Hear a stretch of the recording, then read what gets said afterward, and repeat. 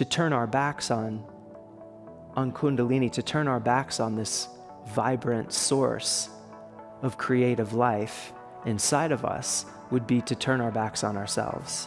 There's a great scholar of religion, an American scholar of religion, now deceased, but not so long ago, named Joseph Campbell. And he said that every ritual is the enactment of a myth. So there's a myth that stands behind every ritual that gives it its deeper sense and meaning, right? And so we can ask, as practitioners of yoga, we can ask, what are these yogic rituals about? What myth stands behind them? And how do we understand our own relationship to that myth? Now, the sort of fundamental description of what Hatha Yoga is indeed a mythological description that you find all over the Hatha Yoga literature. And it's written in what's called the twilight language of Hatha Yoga, which is a language of mythology, really, a language that it's not just coded language for something that could be said more explicitly in some other literal discourse, right? But it's rather given in a language that's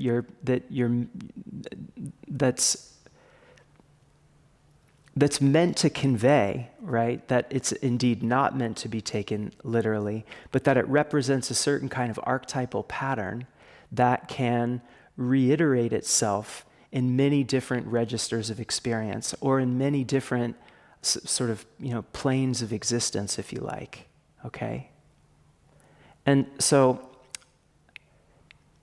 the story, as you'll no doubt know, goes something like this, that through the practices of Hatha Yoga, and usually through the balancing either of Ida and Pingala nadis, the main nadis of respiration, or through the balance of prana and apana, the main phases of the breath, a kind of creative and also destructive force can be aroused from deep in the body. And that force, when excited, it sort of awakens in a sense. And in the Hatha Yoga Pradipika, it says that it stands up hissing like a snake beaten with a stick, right? Because the main symbol for this energy, of course, is serpent, right? She's the serpent, Kundalini. And when she rises, she burns through the different psychical knots that lie along the central axis of the body. And and these represent just different sort of patterns of conditioning, different ways in which, different patterns of thought, emotion, memory, feeling, that organize our experience and that lead us to relate to certain aspects of our lives in habitual and ordered ways. And the idea is that when she surges, she breaks those patterns apart in some way, right? Necessitating some kind of initiating some kind of internal reorganization, and that reflects outwardly in our immediate lives. Okay, and it's said that when she rises, when she rises all the way to the crown of the head, there she unites with her lover, who's Shiva, and in the abode of Shiva, there's a lunar disk. See, Kundalini is said to have a fiery nature. She has a solar nature, right? And so and that's how she can burn through these different entanglements of psychical energy as she rises. But when she rises all the way to the crown of the head, to the abode of Shiva, and she unites with her beloved, she melts a lunar disk, and then the lunar rain falls back down into the body and saturates the body with a kind of unimaginable delight, right? So most practitioners of yoga are no doubt familiar with this image, and it's an enchanting image, it's an intriguing image. My general sense is that most of us, because of what you read when you go to sort of study the myth of Kundalini, think of Kundalini as something rather cryptic, something rather difficult to approach, right? And indeed, there are many warnings about approaching Kundalini. They say that she's very potent, she's intense. She's better sort of left alone, unless you're sort of guided in relationship to her, by some kind of initiatory rite, or the guidance of a guru, etc. And that gives us the impression that the myth of Kundalini stands for something that is really only to be explored by very advanced spiritual adepts, or by scholars of very advanced access to these ideas. But see, Joseph Campbell, and also one of his gurus, Carl Jung, saw the whole matter very differently. Okay. Carl Jung, you might not, the Swiss psychologist Carl Jung had a great interest in Kundalini yoga, and in particularly in the metaphorical description of what Kundalini yoga is. He noticed, he saw that metaphor represents an archetypal pattern of human development, an archetypal pattern of spiritual development that's relevant for spirituality in all times and places, right? And he noted, rightly, I think, quite rightly, quite trenchantly, that when you realize what it is that Kundalini represents, then you have to, you realize that you can't help but come to terms with her. You can't help but try and sort out your relationship to her, whether or not you're involved in the esoteric practices of Hatha Yoga, right? Now, indeed, although the literature on Hatha Yoga often sort of gives people this impression, that Kundalini is something that sort of unapproachable, inaccessible, right? Or something that you approach only through very advanced spiritual practice. It's also abundantly clear in all of the traditional literature that whatever else Kundalini is and does, she's the animating force behind all of your bodily processes, behind all of your mental processes, right? Behind all of your physiological development, and also your psychological and spiritual development, right? So she just is the intelligence behind life as such, right? And in that way, she's sort of making her presence known, to all of us in every moment, right? She is the creative source, right, that we, with whom we long to have intimacy, right? Or she's a symbol of that creative force, right? The force that shapes our bodies and minds from within, and the force that keeps expressing itself through and as these bodies and mind, and indeed through and as our thoughts, our actions, our speech, right?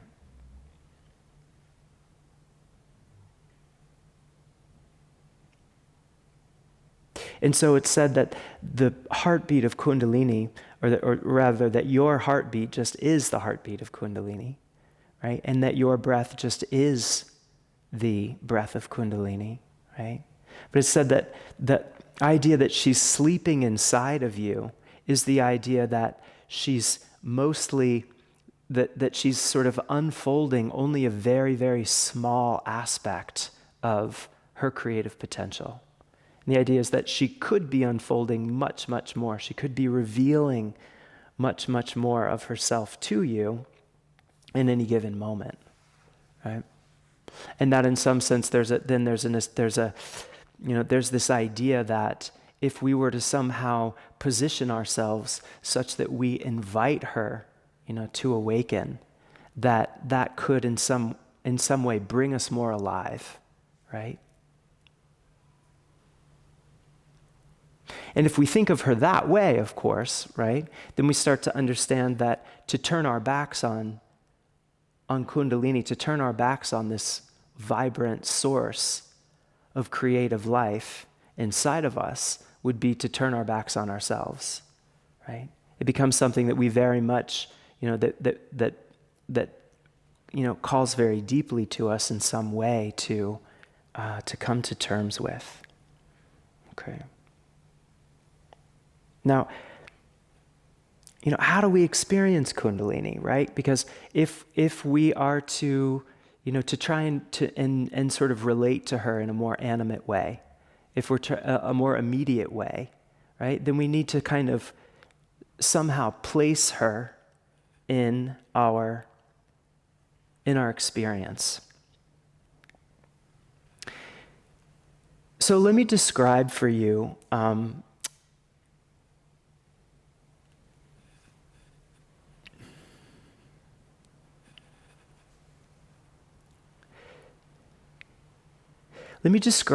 kind of natural movement that organizes your biology, okay, that reiterates this very pattern of Kundalini raising that we find in the Hatha Yoga texts.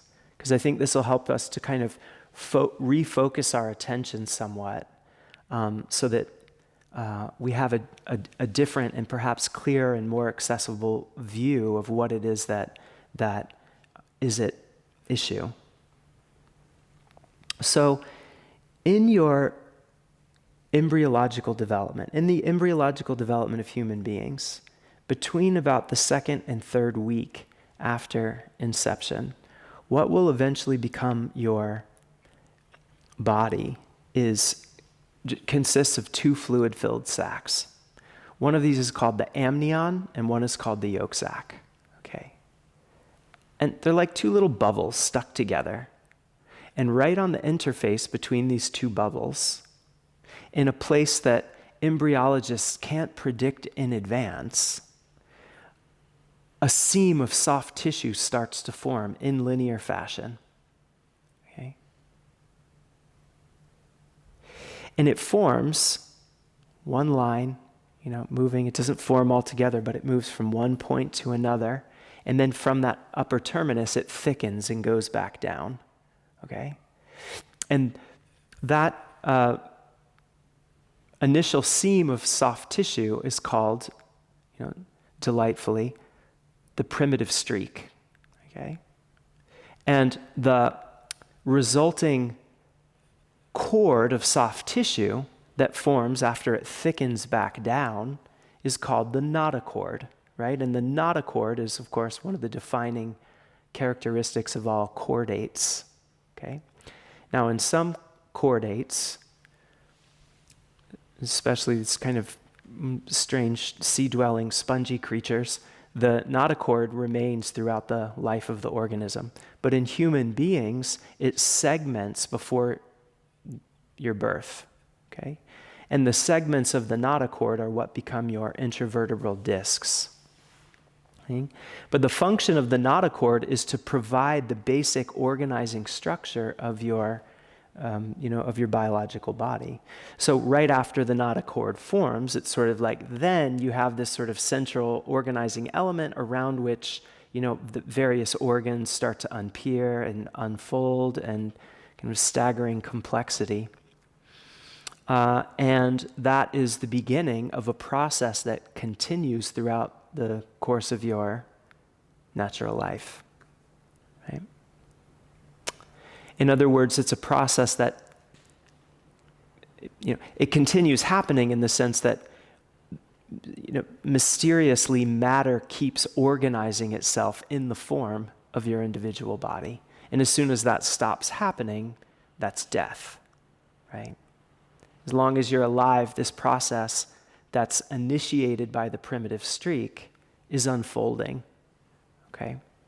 Now, something that I find astonishing is that the bottom of the primitive streak is what eventually becomes essentially your pelvic floor.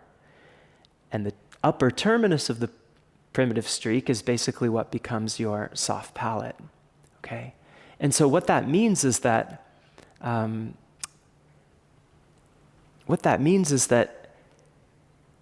the primitive streak and the path of Kundalini are one and the same, right? Because at least in the rendition of the story of Kundalini that has most fully captured the imagination of contemporary yoga, Kundalini rises from the pelvic floor, right, through the hollow center of the body, and her upper terminus is just above the soft palate and the crown of the head, right? That she goes especially to the Ajna chakra, right? And it's said indeed that that's the place where Hatha Yoga happens, right? And it's sometimes said that there's another yoga, a Raja Yoga, that happens a little bit higher, right? But what happens at Ajna chakra is, is well mythologized in the story of Shiva and Sati, right? And I'm not going to tell that whole story here, but for those of you who know who Sati is, she's sort of like Shiva's fiery, sort of gothic, combat boot wearing, black mascara wearing, tattered t-shirt wearing first love, okay? And they have this really short, fiery, intense relationship that goes out super dramatically, as first loves tend to, right? And there's a story about, how Sati draws Shiva toward her, over the course of several years until he finally, and so she goes, I'll just tell you one little part of the story, I can't help it. But so she's trying to call Shiva to her as a very young woman,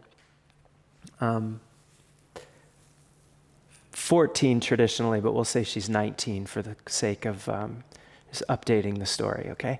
So she goes into the forest often, and she does these bhakti rituals where she builds a little fire and she makes tea and she lights incense and she chants Om Namah Shivaya, all night long. And sometimes as her bhakti rituals, they become more and more intense because she keeps feeling as if the presence of Shiva is drawing nearer and nearer to her. She feels his presence very, very intensely the more she does these bhakti rituals, and so she keeps doing them naturally. But he never makes an appearance, and so she becomes really quite, let's say she's, she's bemused by the thing. She thinks he's messing with him, right? She thinks he's kind of teasing her in a way. And perhaps it's true, right? It's because sometimes she thinks that she can feel the Shiva's breath on the back of her neck, and then she turns and there's nothing there, right? Now, in the mythology of Shiva and Shakti, which we're going to stick to very closely into the depths, even closer, I think, than we have in the past 2 years, because there's some kind of new points that I want to make about that, which have been very vivid to me lately. But in the mythology of Shiva and Shakti, see, Shakti just is the creative force, okay? She's the creative force, and she's also the sort of materiality of the universe. So she's, in Aristotelian terms, she's both the material and the efficient cause of the manifest world. That means she's the stuff of which the world is made, and she's the intelligence that organizes all of that stuff into the form that it has. That's Shakti, okay? And she's a dimension of the profundity of consciousness. She's a dimension of the substratum of consciousness that is, from this perspective, the most fundamental element of reality. But there's another side to that profundity, and that's the aspect of sort of spatiality, the spaciousness of consciousness. And that's what Shiva represents. So Shiva just is the space within which Shakti unfolds her creative power, right? And Shakti sort of creates that space by unfolding her creative power. That space opens up when she expresses herself, right? And so these two dimensions of consciousness are interdependent, mutually, they need each other. Yeah? They're inseparable from one another, right? And they support each other, and because of their interfusion, the world comes into being, right? There's much more to be said about that, but we'll leave that for now. So one morning, Sati feels as if, she's had an amazing night of bhakti ritual, and she feels as if Shiva's never been closer to her. And she goes walking through the forest, as the sun is coming up in the morning. And she comes into a clearing, and she sees in a light-filled crack in the earth with a big stone obelisk coming out of it. And she recognizes this form immediately as a shivling, a Shiva lingam, a sign of Shiva, right? And so the sign of Shiva, the Shiva lingam, is the sort of like main, it's the most pervasive sort of icon of tantric spirituality. It is to tantric spirituality what the cross is to Christianity, right? And it represents the interpenetration of the masculine and feminine principles. So many of you will know what it looks like, but for those of you who don't, you can Google it if you like, but there's a plinth, like a stone foundation, or it doesn't have to be stone, but sorry, I was just thinking of one that's in here in the room that is stone. But it's got a kind of a plinth that if you look at it downward from the top, it has a very feminine shape. It looks like a yoni. And out of that is this sort of obelisk, this sort of simple protruding shape that, of course, reminds one of the of the male generative organ, right? So and in that way, it's clearly a sort of sign of the interpenetration of the masculine and feminine principles, but it represents something. So it's also a sort of support, right, for a certain kind of meditation.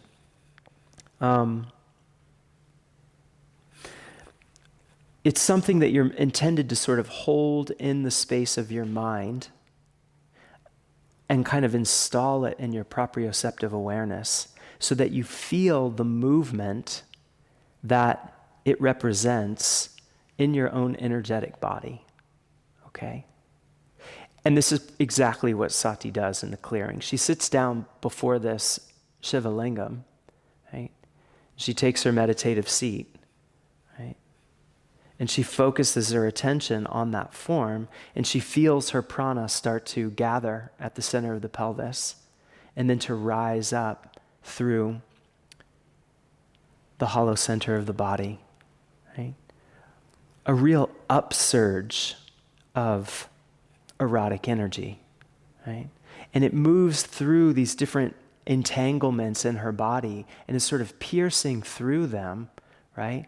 And slowly dissolving all of her different projections about who Shiva actually is, all of her different ideas about what it would be like to finally unite with Shiva, all of her different ideas about what it would be like to really have a pinnacle experience, right? So it represents like the ideas that we might have of what it would be like to have a Kundalini experience, right? These things are all being pierced through. These things are dissolving. And then it's said that the Kundalini finally rises into her head and suddenly she has an insight about the nature of Shiva. And she realizes that the obelisk is not a sort of literal embodiment of Shiva, as his more literal-minded devotees like to think, but that it works on the principle of negation, and that with its simple protruding shape, it emphasizes all the negative space around it, and that Shiva just is that space. Right? And so Shiva just is the space of awareness, the deeper awareness, the witness consciousness of the world that is beholding the spontaneous bodying forth of creative energy that the world is. So he's the consciousness that's been witnessing her blossoming ever since she was born. And so she feels this profound sense of intimacy suddenly with him, because she's realizing that she's been swimming in him the whole time.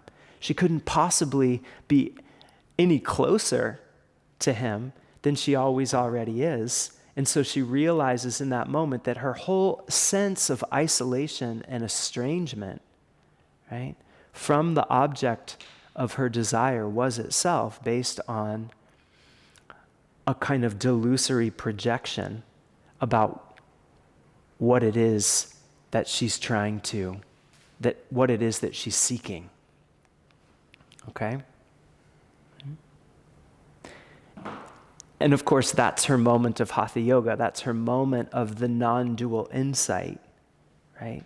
That transpires through this sort of surging forth of this creative and destructive energy, right? So, of course, what happens next in the story is that she feels the familiar feeling of breath.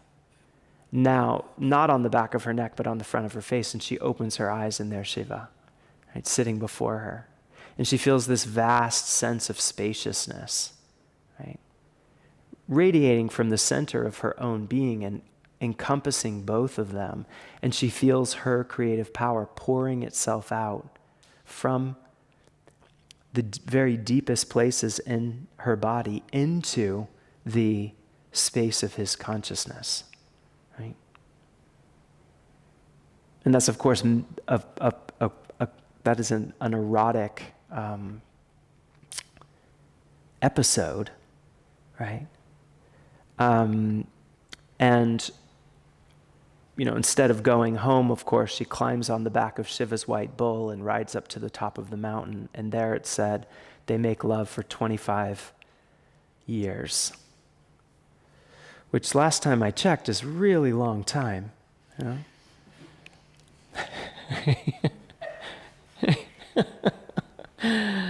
I think the average is 20 minutes last time I Googled it. But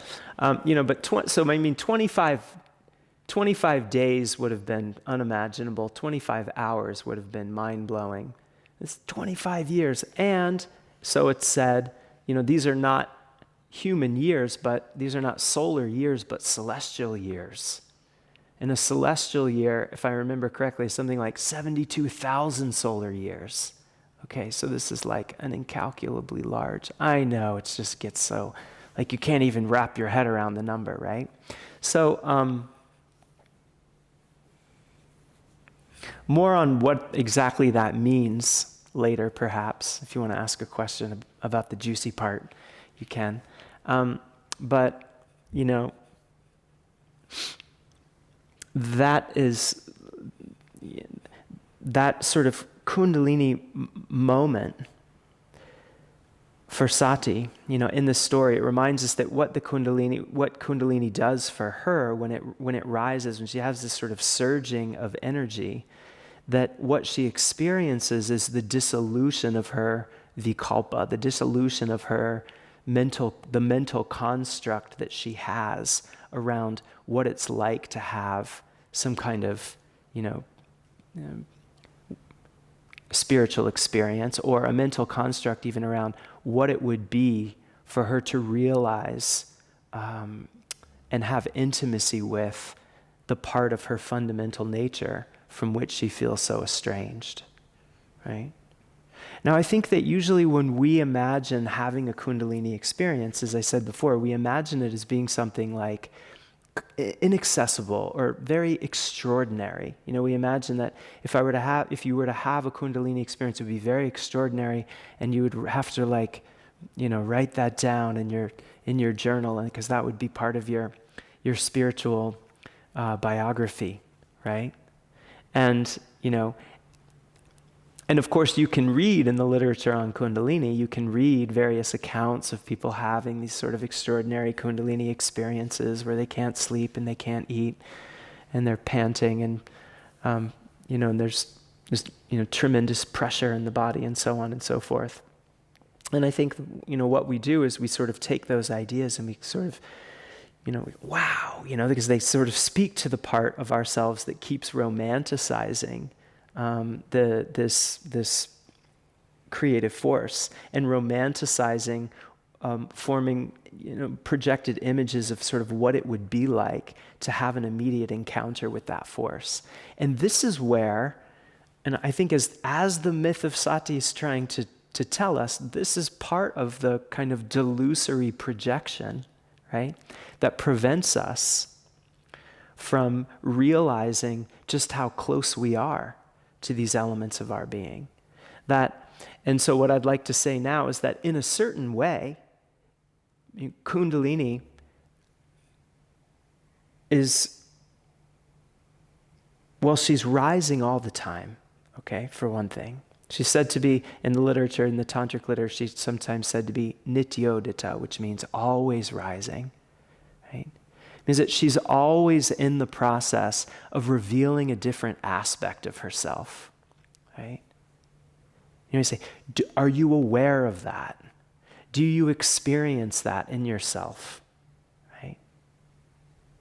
From one perspective, you say, well, no, not really. I'm not fully aware of that. I want to be more aware of that. And that's an expression of your longing to have deeper intimacy with the creative source.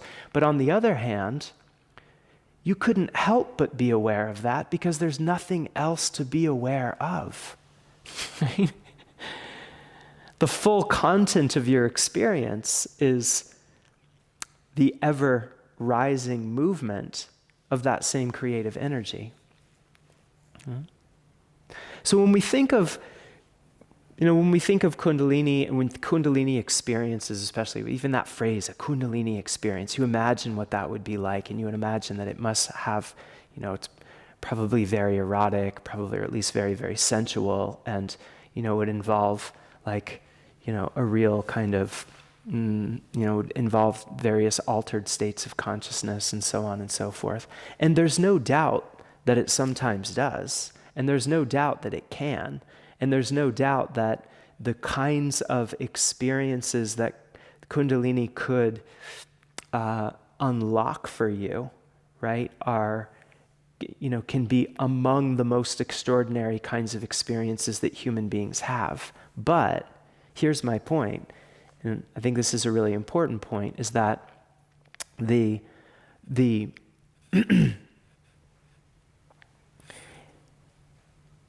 is that to have a Kundalini experience need not be to have an experience of anything apart from a sort of surging of the creative energy that is always shaping you already from within. And what is that like? Well, it's just like any kind of moment of internal emotional upheaval or drama in which you suddenly feel yourself being reorganized from within. You feel some aspect of your emotional reality or the way that you perceive the world being reorganized from within by some animating force over which you're not in control, right? And every single one of us has had that kind of experience, right? If you've ever fallen in love, you've had that kind of experience. If you've ever had your heart broken, you've had that kind of experience. If you've ever had any kind of intellectual breakthrough or emotional breakthrough or any kind of moment where you suddenly feel like you have a clearer vision of yourself than you've had before, then you've had such a moment, right?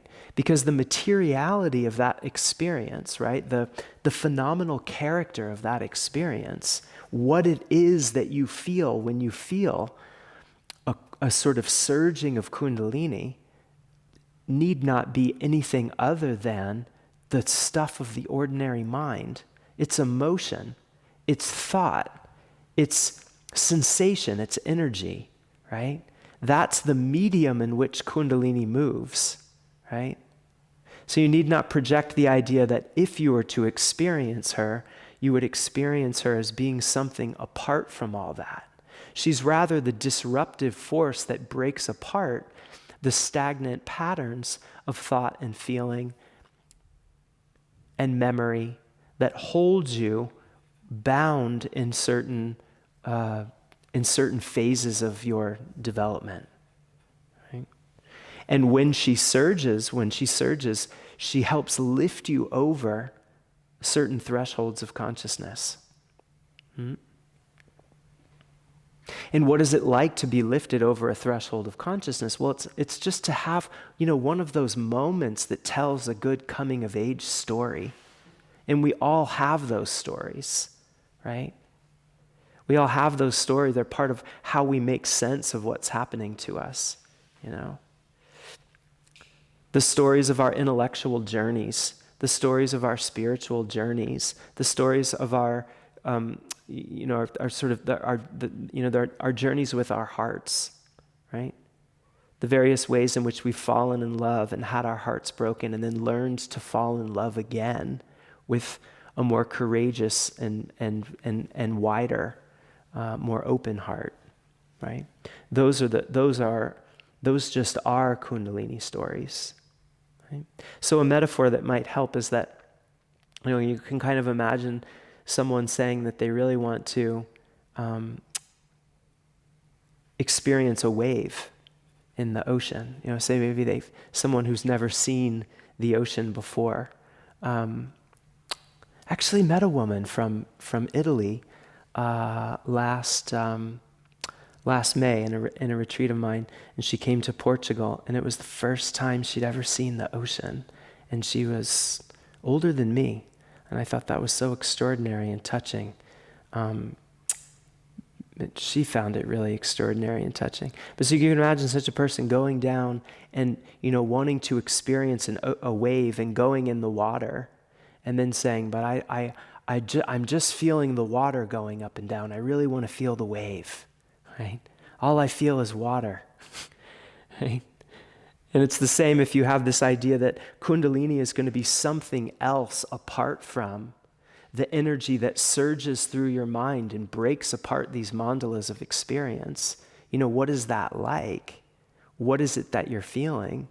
Well, it's an upheaval of the same energy that shapes your desires, the same energy that shapes your emotions, right? To experience that just is to experience a surging of Kundalini. Now, is that a surging of Kundalini doesn't necessarily precipitate, in a downpouring of nectar experience. It's not as if every time Kundalini surges, she goes all the way up, in other words, right? And this is a clear part of the mythology of Kundalini also. She doesn't always make it to the top. So then you might say, okay, so maybe I can sort of connect my own experience with Kundalini. But, what of this, having this sort of non-dual insight? And this is the other thing that's important for you to, another place that it's important for you to sort of connect with what these myths are really talking about, right? Because we have all these projections, which are indeed encouraged, I think, in certain ways, by the way that they're presented in different spiritual traditions, to think of these energies and the kinds of experiences that they can precipitate as something very exalted and inaccessible, right? Because that sets up a kind of distance, right, between yourself and the one who knows, okay? But if you look deeper into the myth of Kundalini and see what it's really representing, it's representing something that you know all too well because your whole life is about it. Your whole life is about this, right? Everything that your heart longs for and the whole journey of your heart to sort of open is symbolized by this myth of Kundalini, right? And so indeed you might say that, well, I don't know much about, the Shiva uniting with Shakti and the non-dual experience. But I'm sure that's not true, because I don't think you'd be interested in such a call as this one, unless unless you have had the experience, of an emotional upheaval, something that happens in your life, which is probably something dramatic. Maybe it was very painful. Maybe it involved sudden loss. Maybe it involved great torment or grief, right? In a profound sort of letting go. Or maybe it involved a real sort of ecstatic excitement and joy and jubilation, right? But it's usually kind of on the edges of the spectrum of our emotions that these kinds of experiences of interconnectedness with other beings really become most vivid, right? And then we can carry that with us, but there are no doubt you've had certain experiences in which your sense of being connected with other beings, right? Your sense of being in communion with other beings, of being here for a common, maybe a shared purpose, right? When that really becomes vivid, right? That too is what is represented by the uniting of Shiva and Shakti, right? That kind of understanding that you can't perhaps fully put into words, that we are all deeply, fundamentally connected in ways that we can't even see and can't even fathom. When you know that in your heart, the heart opens wider. And you feel a sense of that kind of knowing, that kind of insight opens the heart wider to the natural flow of compassion, right? To the natural flow of compassion for other beings. And you know what that's like, right? You also know what it's like to not be in that flow. You also know what it's like for your heart to close down. You also know what it's like to feel profoundly lonely, to be isolated in yourself, right? To feel as if you're alienated from other beings and from your own creative source, right? From the source of the universe as such. You can feel sometimes as if you've been sort of cast down and left here and forgotten on this world, right? To wander among other isolated beings. You know what that's like. But it's when that part of yourself that identifies with those kinds of experiences, imagine what Kundalini would be like, that you form all of these projections that prevent you from seeing clearly that what those experiences are actually like is something that you already know, right? It is something that's familiar to you, right? Because it's your birthright, right? And because probably when you were much younger, you walked around,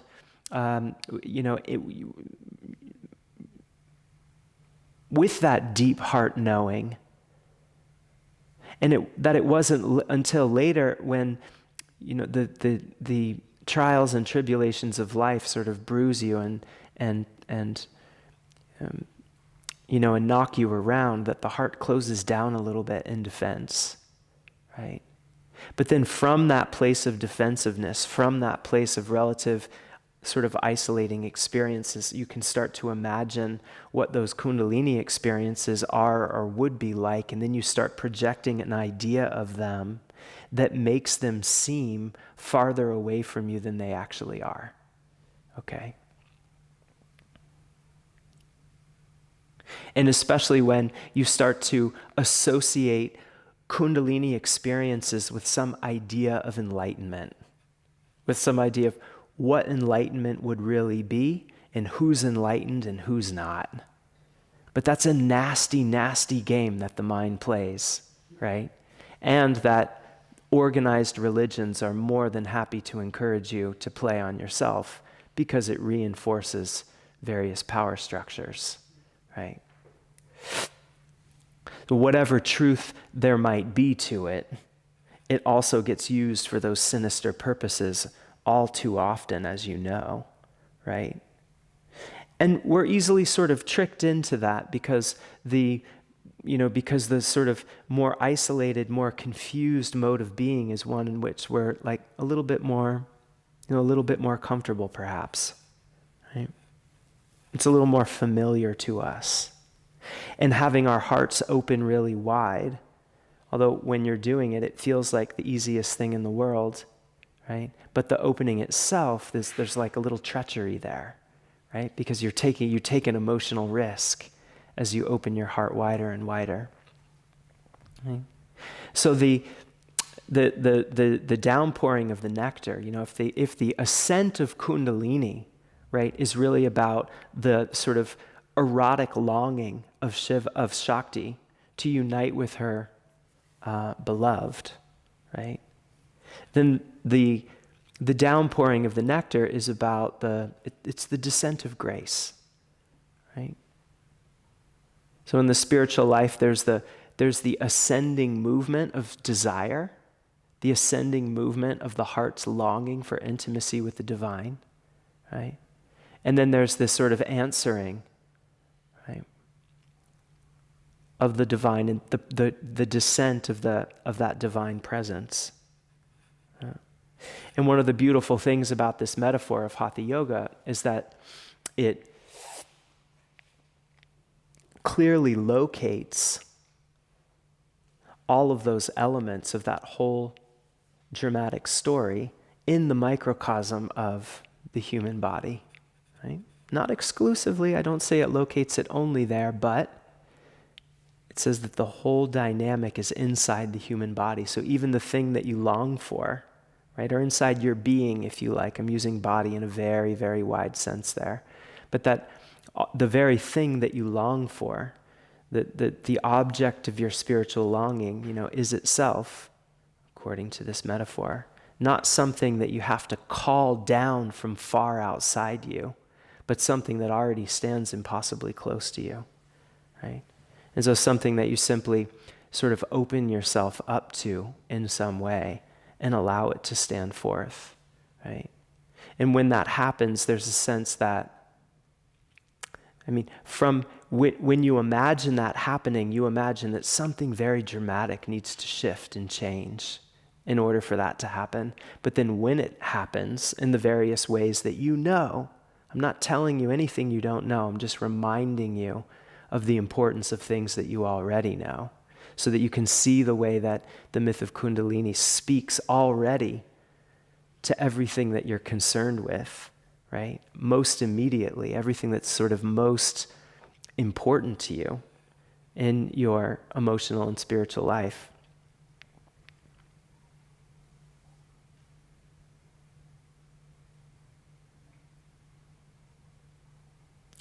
When that presence makes itself known,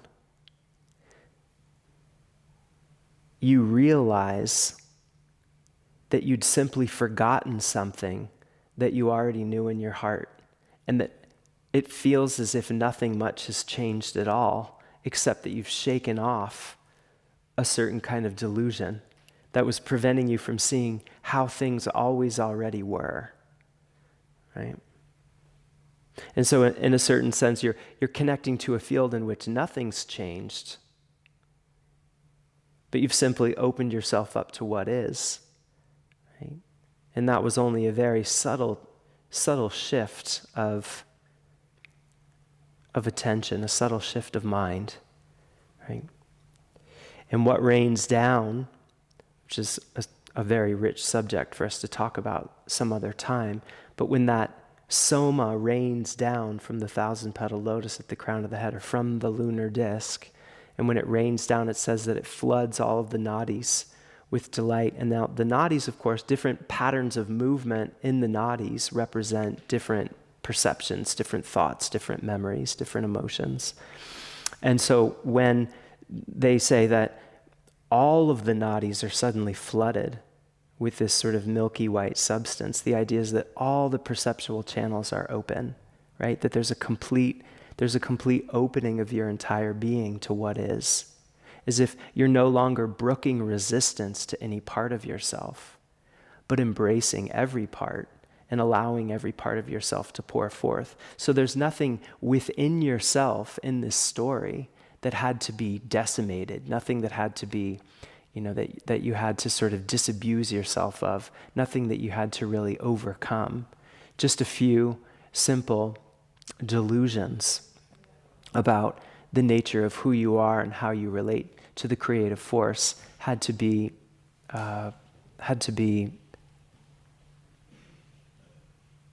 gently wrested from your grip, right? And so it's said that Soma is, as perfect openness to what is compassion, or pure selfless love, which is the rarefied form of the desire for intimacy that animates the spiritual life. And that desire for intimacy is ultimately what Kundalini is.